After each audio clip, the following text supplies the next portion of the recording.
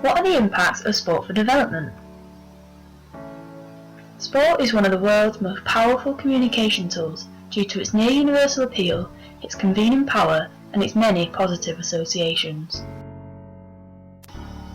It educates young people about certain key values, such as honesty, fair play, and respect for self and others.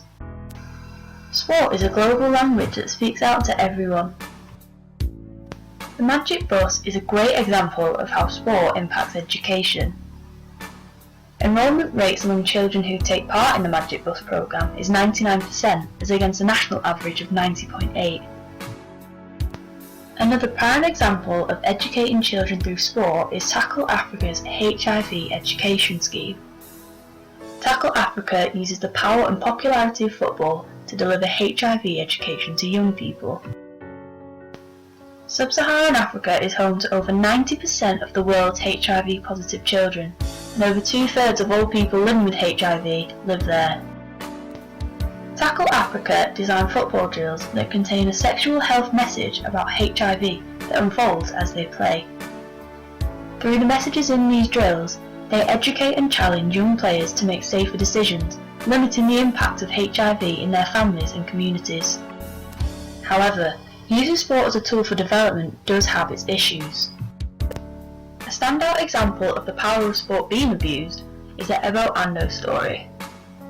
Ebo Ando was one of the young Ghanaian talents that was involved in the West African child trafficking scandals. According to research by James Essen, analysts were concerned that the academy system in West Africa has become a vehicle for neo-colonial exploitation that fuels human trafficking. This is what Sepp and Michelle had to say about the situation.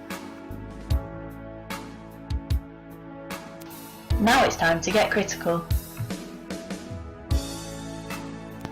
What is dependency theory?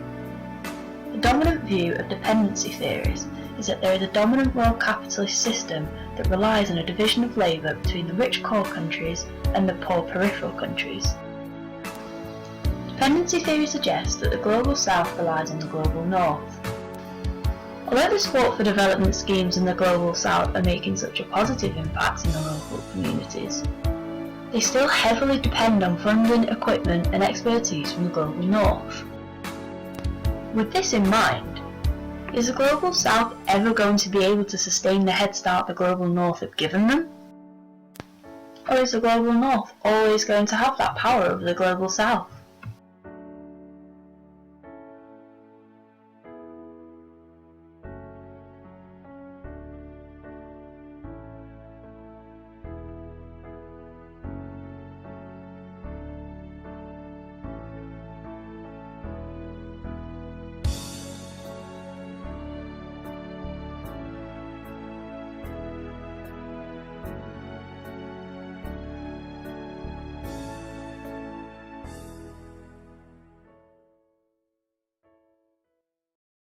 Created using Powtoon.